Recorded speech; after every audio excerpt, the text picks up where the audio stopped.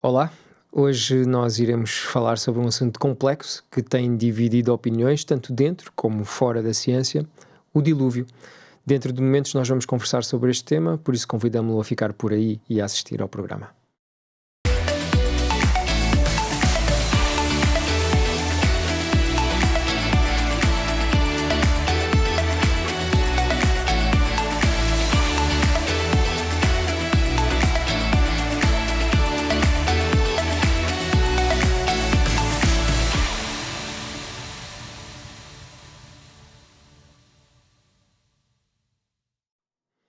Olá, sejam bem-vindos a mais um programa Unitalks, um programa da TV Novo Tempo, em parceria com a Associação dos Universitários Adventistas.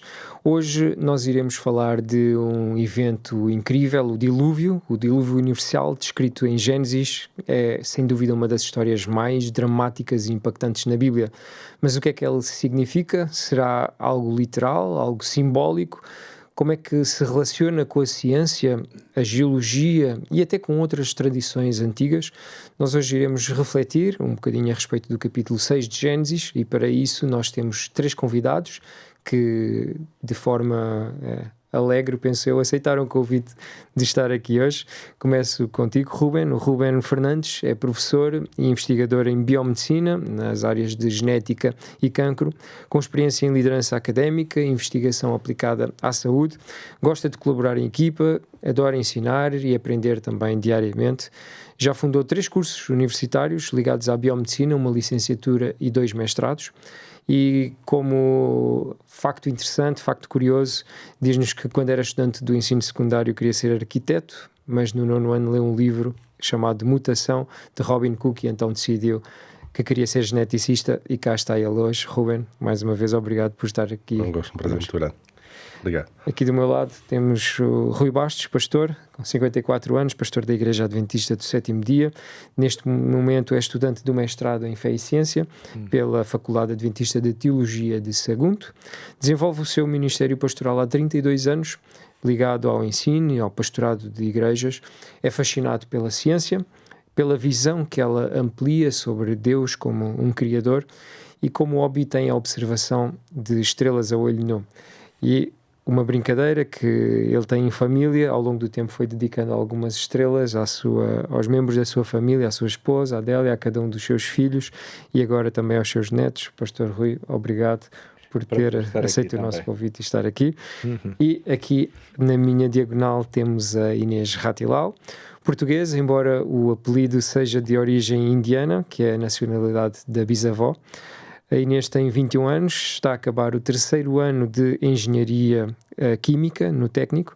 Nos tempos livres gosta de desenhar, de tocar piano, de ler e escrever e gosta muito de visitar museus e passear. Não gostava de crianças há tempos, mas teve a oportunidade de ser diretora de edições, portanto no seu núcleo de desbravadores, e está a ser uma aventura de que ela não se tem arrependido de nada. Não está muito confortável a falar em público, mas está entusiasmada para ver como é que se safará num podcast como este, ainda para mais com um tema tão importante como o de hoje. Inês, obrigado por teres aceito este convite e por teres, enfim, colocado à prova esta tua dificuldade de falar em público. Não estás a falar em público, na verdade estás a falar só com mais 3 pessoas, que somos nós. Obrigado por vocês estarem aqui e terem aceito este desafio. O dilúvio é algo que podemos encontrar como relato bíblico no livro de Gênesis, no capítulo 6. É de facto algo, enfim, catastrófico, algo trágico, que surge numa altura em que nós encontramos na Bíblia que o homem estava corrompido, havia corrupção moral, enfim, e Deus acaba então por tomar esta iniciativa.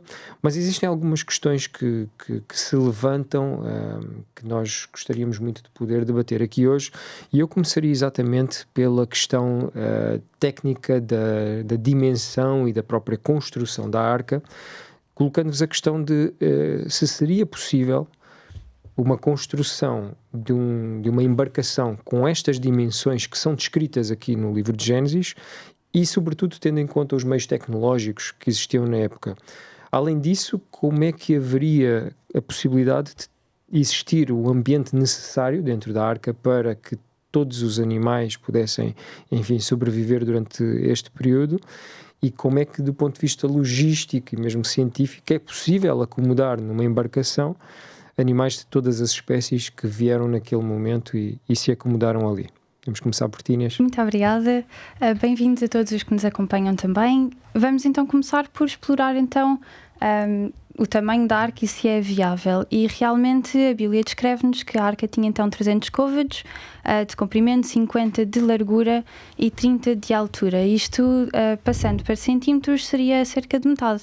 Temos 150 de comprimento, 25 de largura e 15 de altura. Isto, de facto, compara-se agora a navios graneleiros ou até petroleiros atuais, não é? Pronto, então tem um formato estável hidrodinamicamente e que até é ideal para flutuação e tem essa resistência. Portanto, atualmente seria bastante possível ter esse navio. Agora, o importante é percebermos se antigamente tínhamos a tecnologia suficiente para a construção desta embarcação. É importante percebermos que a sociedade pré-diluviana estava bastante avançada, portanto, apesar de serem muito antepassados nossos, não é? Eles tinham uma tecnologia que, apesar de antiga, não era rudimentar. De facto, eles tinham muito conhecimento, quer seja das artes, de engenharia, de metalúrgica também. Portanto, eu acredito que seja uma sociedade muito avançada e que não é nada impossível então termos a construção da arca. Sim. Até porque, talvez de uma forma muito simplista, não sou engenheiro naval, nem tenho nenhuma pretensão a isto, mas o objetivo da arca era tão simplesmente flutuar. Não tinha necessidade de ter, por exemplo, ser aquodinâmica para poder navegar. O seu objetivo era só flutuar. Portanto, até podemos imaginar que o design da arca nem sequer tinha nada daquilo que nós às vezes hoje vemos em algumas representações artísticas do que seria a arca, com uma quilha, um casco arredondado. Não, provavelmente era um caixotão que flutuava. Só que flutuava, não é? E era o objetivo, era flutuar. Com estruturas muito robustas para aguentar efetivamente todos os desafios dinâmicos que o dilúvio lhe colocou, não é? Pronto, eu agora ia responder a outra questão que tem a ver com os ambientes, que acho que é uma questão deliciosa. Aliás, para quem é naturalista, há uma beleza muito grande na catástrofe do dilúvio, porque nos dá muitos ensinamentos sobre fenómenos da Terra e da vida que nós não tivemos a oportunidade de experimentar e de ver noutra altura. Portanto, é um verdadeiro laboratório de conhecimentos. Relativamente à questão dos ambientes, a Inês já disse muito bem, já falou das dimensões da arca, e para nós termos uma noção, nós vamos ter 3 patamares na arca que correspondem a uma área total, mais ou menos, isto equiparando às dimensões de hoje, para que toda a gente tenha noção, o campo de futebol. Acho que toda a gente já foi a um campo de futebol e já viu aquela área toda. Portanto, a arca, em termos de área bruta para alocar e armazenar e transportar os animais e a família de Noé, tinha cerca de aproximadamente 1,3 campos de futebol. Portanto, era um campo de futebol mais 1/3, em termos de área, dividida por 3 patamares. Uma coisa monstruosa. Mas se nós pensarmos, nós conseguimos meter todos os animais de um jardim zoológico de grande tamanho ali na arca e aguentar que eles estivessem aquele tempo todo lá fechados, sem fazer barulho. Há muitas questões que se colocam. Bom, na realidade, possivelmente, se os animais fossem com a dimensão que nós conhecemos com os animais em adultos, pensem em elefantes, em girafas, possivelmente aquela área não seria suficiente. Portanto, nós os cristãos que somos da área da ciência, acreditamos que tenham ido animais bebés. E os bebés, quem já viu bebezinhos, eu sei que a Inês está agora a apreciar os bebés e as crianças, os bebezinhos têm uma particularidade. O que é que eles fazem de dia? Estão mais agitados ou estão mais a dormir? Mais agitados. Passam muito do tempo a dormir. E, portanto, nas espécies animais isso acontece também acontece o mesmo. Portanto, eles são mais controláveis. E depois, outra questão. é que apesar de aparecer uma altura muito grande na arca, se nós dividirmos pelos 3 patamares, as alturas ficam pequeninas. Cerca de 4 metros cada 4 patamar. metros. E depois temos outra questão, que é a questão, a arca é muito arejada ou era muito fechada? Também há um motivo para isso. Ela só tinha uma janelinha muito pequenina. Nem tinha uma varanda para eles virem para cá passear como nós fazemos nos cruzeiros. O que significa que a quantidade de oxigênio que nós temos dentro da arca é muito diminuta. E o que é que acontece quando os ambientes estão muito carregados de dióxido de carbono? Naturalmente são indutores fisiológicos do sono.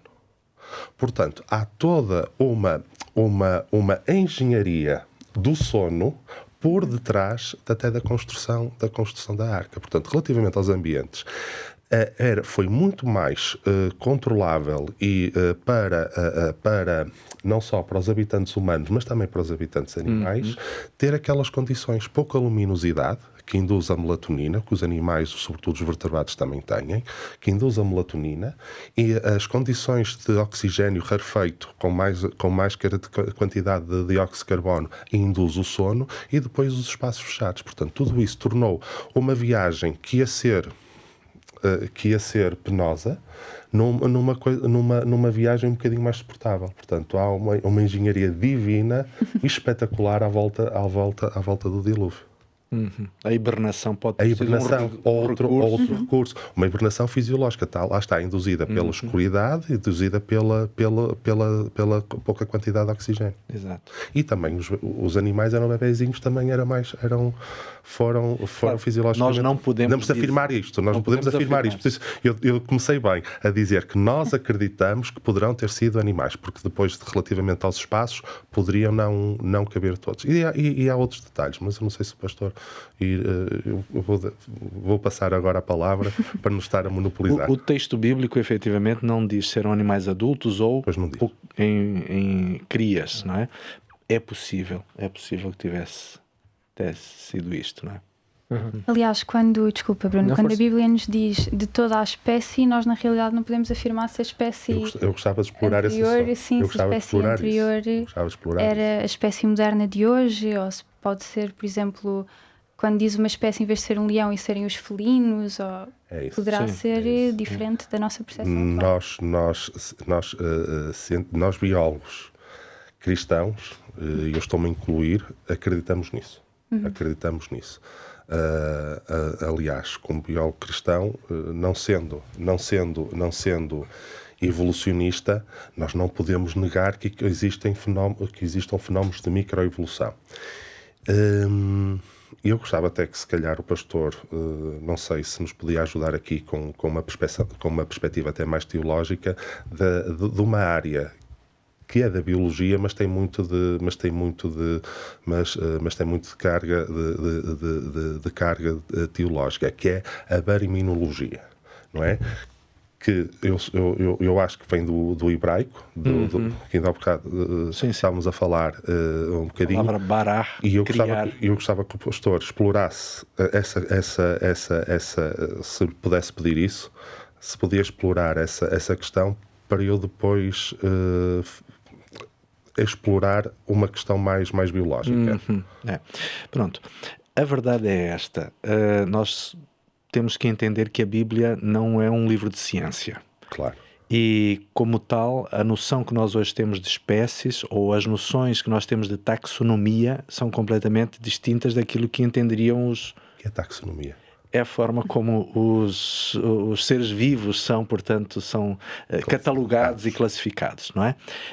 Portanto, talvez a noção, diríamos assim, de espécie que tinham os leitores bíblicos, ou os homens do tempo da Bíblia, propriamente dita, estaria mais para o nosso conceito de família do que propriamente para a espécie. Hoje a noção de espécie é muito mais segmentada, em termos biológicos, em termos de caracterização.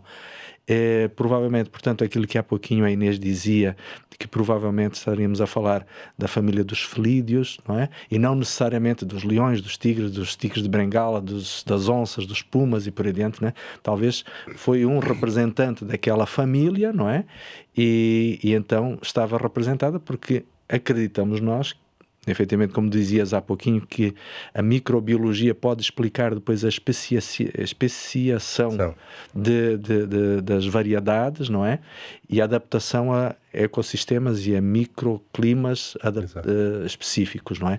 Portanto, muito provavelmente, esta seria a forma mais adequada de nós entendermos a quantidade de animais de espécimes que foram levados para dentro da arca. É isso. Pronto. Porque eu também tenho essa perspectiva, que é... o pastor acho que descreveu lindamente esta questão. Portanto, o conceito que nós temos de espécie neste momento e aquele conceito que possivelmente estamos a referir na Bíblia, cada um segundo a sua espécie ou segundo o seu tipo, a bariminologia não é nada mais, nada menos que esta ciência criada por um biólogo criacionista que tentou fugir àquela palavra complicada que o pastor estava a utilizar, que é a taxonomia, que é o método com que a biologia não criacionista cataloga os organismos. E, portanto, de acordo com a biologia evolutiva, os táxons são contínuos. Portanto, eu posso ter um ancestral comum, o táxon é categoria, eu posso ter um ancestral comum aos felinos e aos canídeos. São a ordem, antes da família, são a ordem dos carnívora. Não é? Mas, à luz da bariminologia, que é a biologia criacionista, nós não temos um ancestral comum, nós temos um criador comum. O Bará, não é? Temos o criador comum. E o criador comum dos felinos e o criador comum dos canídeos, acreditamos que é Deus. E Deus deixou-nos uma genética e uma epigenética, não é? Mas é sobretudo por mecanismos genéticos mais clássicos que depois permite que dentro dos felinos possa ter havido depois especiação de outros grandes grupos. Eu não digo que tenha havido só um grupo de felinos, pode ter havido uns mais pequeninos, depois deram os gatos e depois tenha havido aqueles de maior porte que venham dar as feras. Um exemplo muito simples é a questão das raças de cães, que apareceram quase todas há 200, 300 anos, com os naturalistas britânicos a querer fazer cruzamentos, e portanto nós hoje temos imensos grupos de cães que, se fôssemos a ver há 500 anos atrás, não existiam. Portanto, é possível haver especiação e é possível haver microevoluções. E depende sempre do método com que nós estamos a olhar para o problema. Portanto, do ponto de vista do método criacionista, nós temos uma área da biologia, que é esta, a biologia evolutiva, a biologia criacionista, que utiliza o método, que é o criador, deixou mecanismos genéticos para que depois as espécies pudessem aventar às regiões mais frias, que antigamente não existiam, às regiões mais quentes, que antes do dilúvio também não existiam, e permitiu que os seres vivos depois se pudessem adaptar. À luz da biologia evolutiva, pois há um contínuo. Portanto, há um contínuo, não há aqui um poder sobrenatural que intervém, e as espécies vão tendo sempre um ancestral comum. Existem algumas narrativas de eventos como este que estamos agora a tentar analisar, como, por exemplo, a epopeia de Gilgamesh, um antigo poema mesopotâmico, uma das primeiras obras conhecidas da literatura mundial. Existem outros, como mitos sumérios, hindus, mais nativos. Como é que eles se relacionam com esta narrativa bíblica de dilúvio? William Shea, um académico adventista já falecido, ele, durante o seu período de pesquisa, conseguiu catalogar cerca de 200 narrativas mitológicas que tinham em vários grupos culturais, desde o Antigo Oriente Próximo, mitos indo-europeus, portanto, América do Norte, América do Sul, África e Oceania e Ásia. Ele conseguiu catalogar 200 narrativas mitológicas em que havia alguns elementos comuns. Uma inundação, a destruição de formas de vida, a criação ou a construção de uma embarcação para salvar seres vivos e uma ou várias divindades envolvidas no processo de destruição da humanidade e da criação por causas morais. Isto é interessante, 200 narrativas ao redor do mundo que têm estes 4 ou 5 elementos comuns.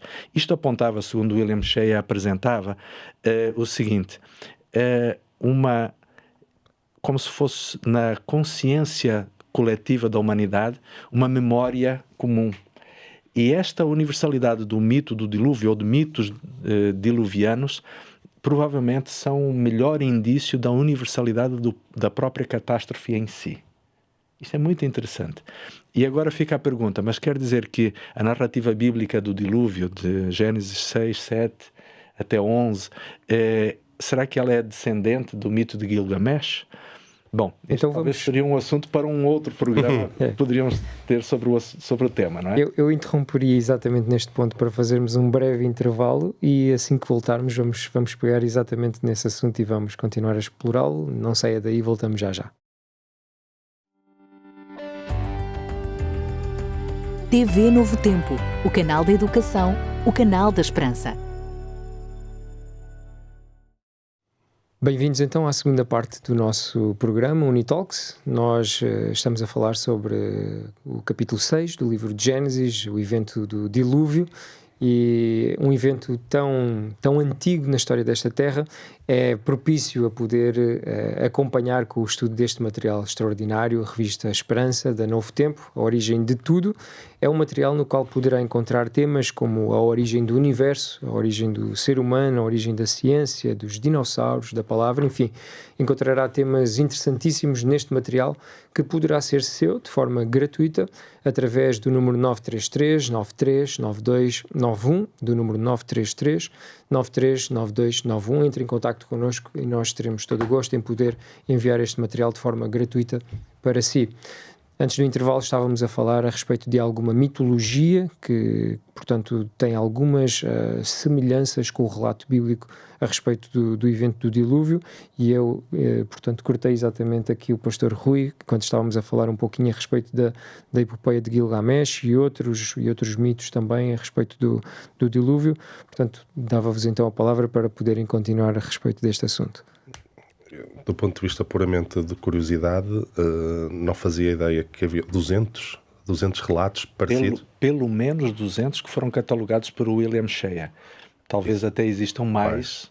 O que é impressionante. Geralmente, quando há uma história comum em várias histórias, é porque há sempre um fundo de verdade, não é? E faz-me lembrar aquele jogo que nós geralmente fazemos, não é? Que é o jogo da mensagem, que eu conto aqui uma mensagem à Inês, ela vai passando. Às vezes há um fundo que se mantém e às vezes há divergências. O curioso aqui é em qual das mitologias, não é, nós nos podemos acreditar. Nós temos mais relatos ao longo da Bíblia que apontam para o dilúvio, portanto há uma coerência em termos até de escrita temporal para validar desculpem-me dizer assim, o nosso relato bíblico. Mas acho que é uma questão curiosa, que é esta questão que há uma história comum. E outra história curiosa, relativamente a estes mitos comuns, é o facto de tantas mitologias, eu se calhar saí um bocadinho só do enfoque diluviano, mas também é um dos temas que geralmente está encaixado aqui no dilúvio. É o facto de haver tantas mitologias que falam de dragões. Há muitas mitologias que falam de dragões. E falam de dragões e posicionam os dragões e diferentes mitologias, sejam mais orientais, sejam mais ocidentais. Há bravos heróis que combatem dragões. O que significa, ou o que aponta para que haja uma coexistência de humanos, heróis, a combater dragões. E portanto, não há animal mais parecido, acho eu, não sei, agora lanço-vos a vocês a batata quente. Acho que não há animais mais parecidos com dragões das diferentes mitologias com os dinossauros. E vai agora o desafio também para a mesa, peço desculpa, que é, haverá dinossauros a coexistir com seres humanos? Terão sido contemporâneos, não é? Sim. Será que isto é É uma blasfema científica. Se vocês me permitem só... Sim, voltar um bocadinho atrás. Voltando um pouquinho atrás. A respeito desta questão de quando existe um conjunto de narrativas mitológicas que têm elementos comuns, que isto pode ser, diríamos assim, um elemento... Aliás, pode ser uma demonstração de que isto represente uma realidade factual que pode até estar deturpada nas várias tradições mitológicas.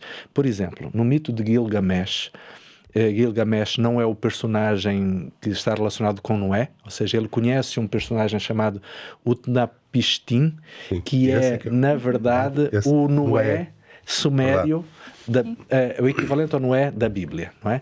E é dito a certa altura que o Utnapishtim, ele adquiriu a eternidade, o dom de viver eternamente. Mas agora prestem atenção no seguinte, vamos pensar nas pessoas que terão conhecido Noé, ou gerações que conviveram com Noé pós-diluviano, que já era um senhor com 601 anos de idade e que ainda viveu quase mais 300 anos. Não é? Para a perspectiva daquelas pessoas, Noé era eterno.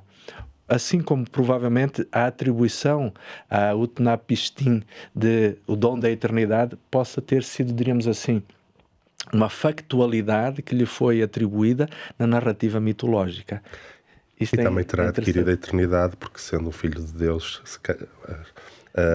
eles acreditavam que Noé tinha conseguido claramente atingido já, mesmo estando a descansar, teria atingido já a sua eternidade. Agora, a questão dos dinossauros e dos humanos serem contemporâneos, andarem, portanto, na Terra durante o mesmo período, particularmente esta, pelo menos a mim, eu não sou um antropólogo, nem sou um etnólogo, mas acredito que o fato destas narrativas tão persistentes em vários grupos e civilizações culturais bem distintas é um forte indício de que efetivamente tenham sido contemporâneos. Embora no registro fóssil aparentemente não se consiga encontrar uma correlação de existência temporal. Engraçado, agora invertemos os papéis, porque eu vou dizer, mas os dinossauros foram criados com o homem, no dia 6. Claro. Portanto, desde essa altura são contemporâneos, independentemente do que diga o registro fóssil. Exato. Não, isto nós estamos aqui, portanto, a falar num contexto onde provavelmente as pessoas também nos estão a ouvir possam não compartilhar da nossa visão criacionista e biblicista da história do planeta, não é? Sim, mas é curioso. Mas relativamente a registro fóssil, agora vou meter novamente o papel, relativamente ao registro fóssil, efetivamente existe registro fóssil de pegadas humanas juntamente com pegadas dinossauros. E utilizando os mesmos argumentos baraminologistas, possivelmente,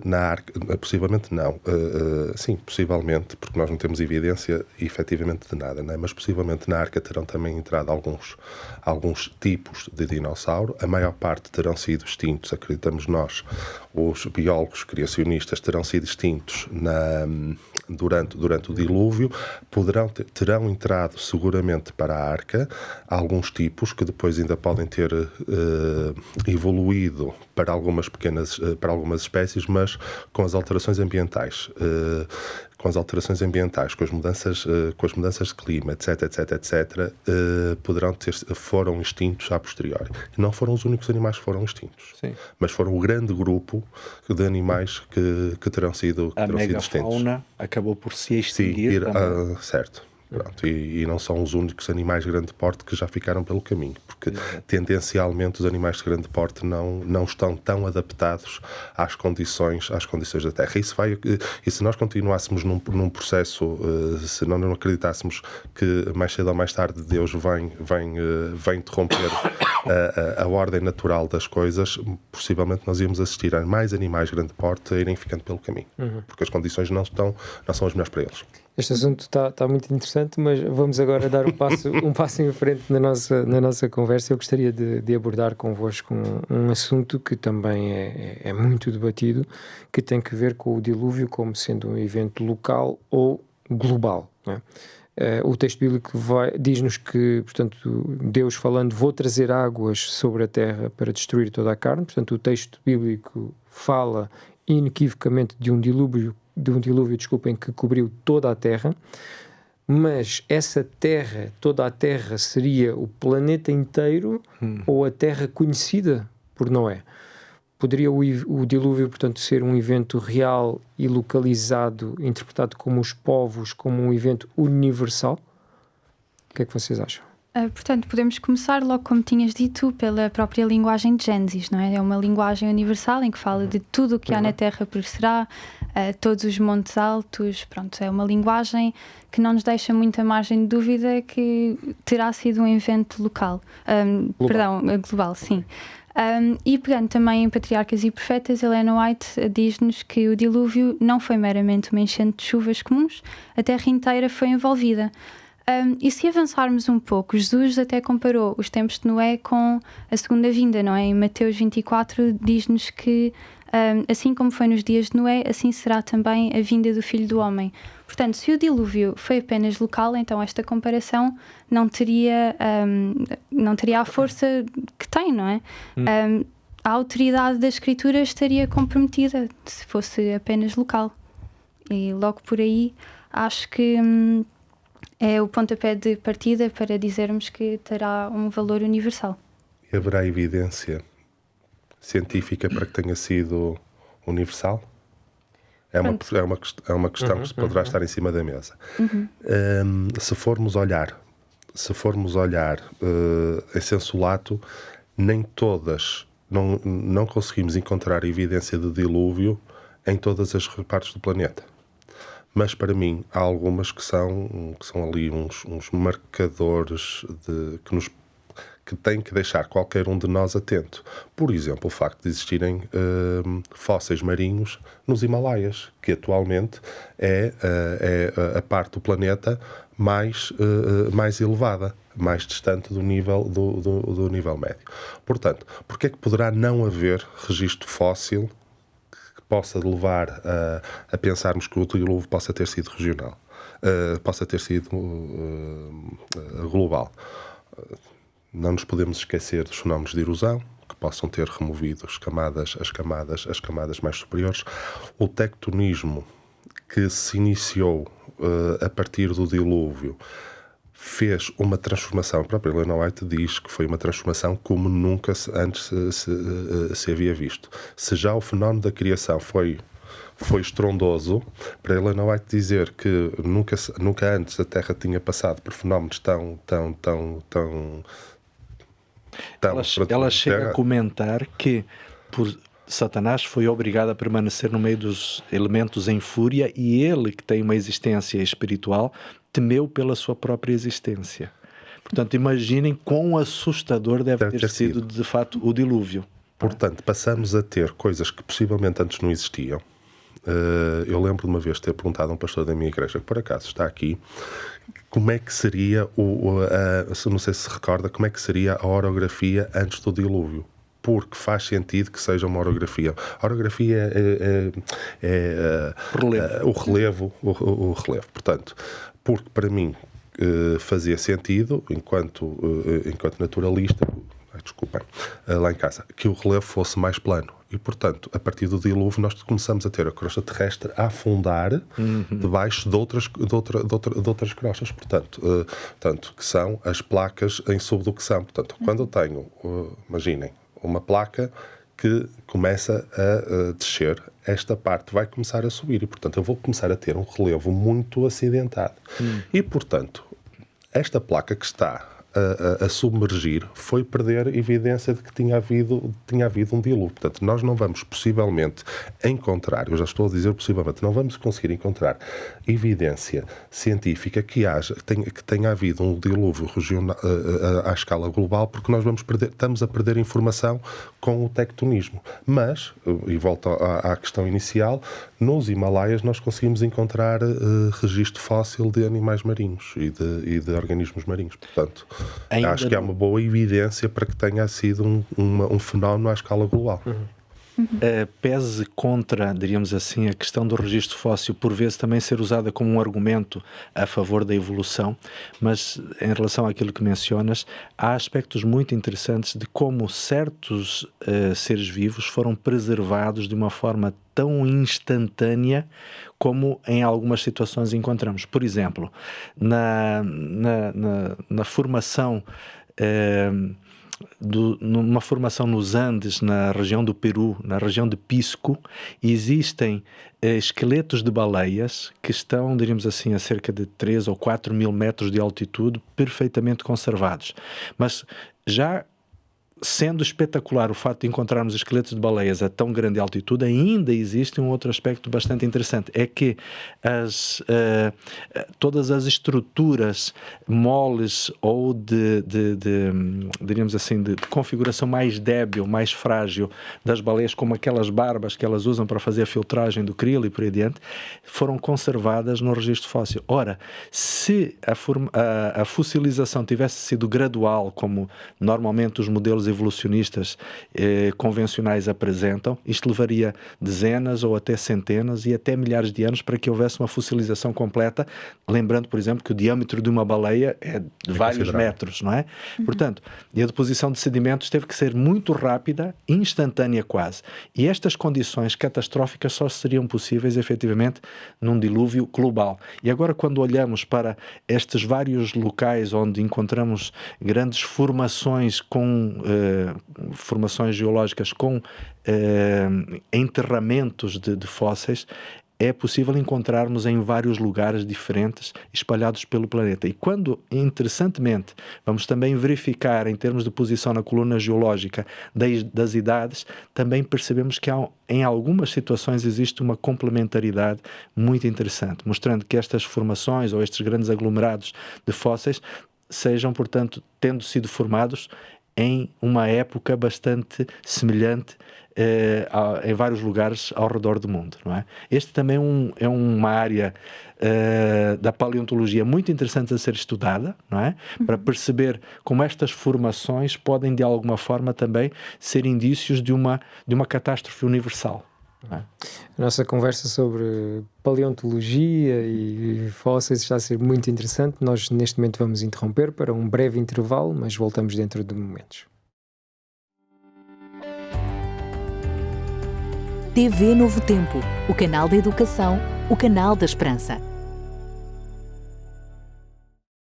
Olá, estamos de regresso à terceira e à última parte deste programa Unitalks. Hoje estamos a falar a respeito de Gênesis capítulo 6, o evento do dilúvio, e temos como material para oferecer-lhe a si, que nos está a acompanhar e que tem interesse por este tema a respeito das origens, esta revista da Esperança, da Novo Tempo, a origem de tudo, de onde viemos, onde encontrará temas extraordinários como a origem da humanidade, a origem do universo, e finalmente encontrará no final de volta às origens.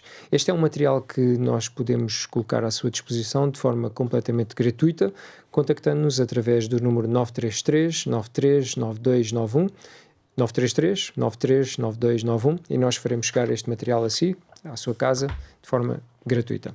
Nós estávamos aqui a falar a respeito de aspectos paleontólogos do dilúvio, portanto de sedimentação, etc. Inês, poderias concluir então este tema? Sim, claro, nós estávamos a falar então dos fósseis, da sedimentação, e ao preparar esta pergunta pensei que, ok, então e a Arca? O que é que aconteceu à Arca, não é? Será que há indícios da Arca? Será que podemos confiar nesses indícios? E descobri um artigo da National Geographic que abordava muito bem este tema, e que começava com dizer que sim, encontraram-se indícios, que há madeira petrificada, encontrou-se outra madeira que poderá ser, mas o que me intrigou foi a afirmação de um geólogo que eu vou então citar, que diz: na ausência de árvores adultas para Noé e a sua família construírem abrigos depois de terem desembarcado, temos todas as razões para crer que a tenham desmantelado para usar a madeira. E eu achei isto uma visão muito curiosa que nunca tinha pensado, e realmente é verdade. Eles desembarcaram, prática, não é? a terra tinha sido toda destruída, não é? E com o que é que eles viviam? Com o que é que eles construíam os seus abrigos? Certamente precisariam de madeira e pronto, achei uma perspectiva interessante. Sem dúvida.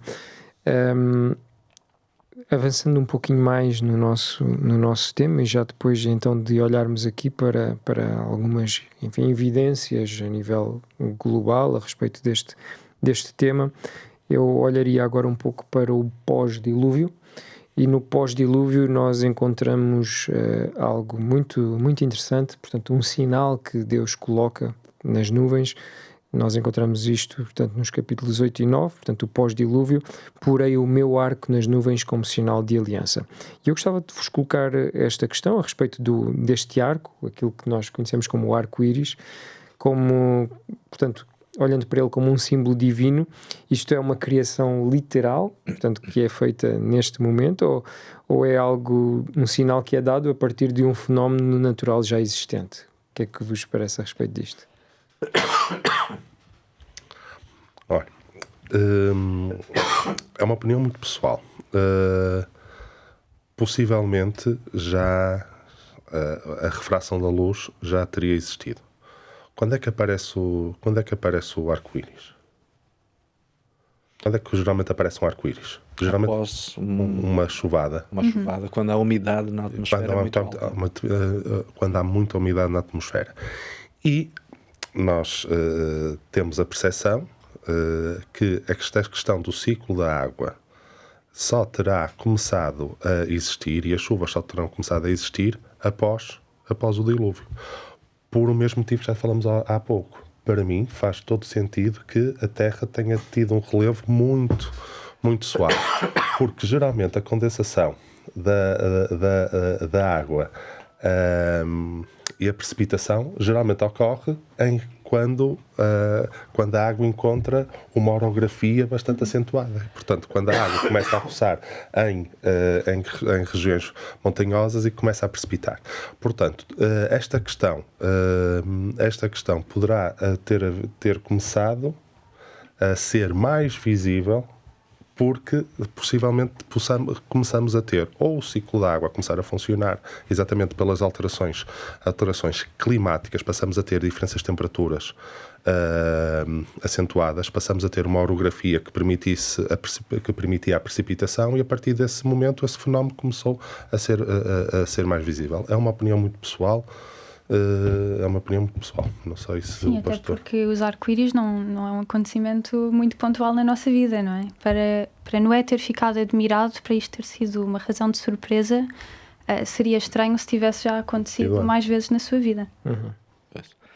E isto é interessante porque mostra a didática divina, não é? Provavelmente Deus, ao criar as leis do universo, já predispôs as condições para que um arco-íris se pudesse formar. Contudo, ele vai usar esta referência de uma maneira muito didática para recordar a Noé que nunca mais voltaria a haver uma destruição da vida por uma inundação global. E nós não podemos esquecer como deve ter sido assustador para Noé e para os seus filhos, não é? e as noras e a esposa, constatarem, diríamos assim, o efeito destrutivo que a água teve, não é?